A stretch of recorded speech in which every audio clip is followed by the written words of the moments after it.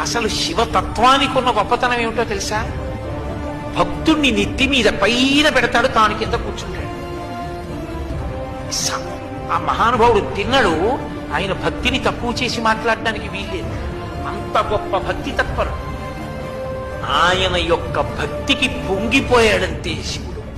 వచ్చి దొంగదండాలు పెట్టి స్తోత్రాలు చేసి బిల్వదళాలు తీసుకొచ్చి వేసేస్తే పొంగిపోతాడనుకోకూడదు. ఆయన అసుతోషుడు, దానికి పొంగిపోతాడు, కాదంటలేదు నేను.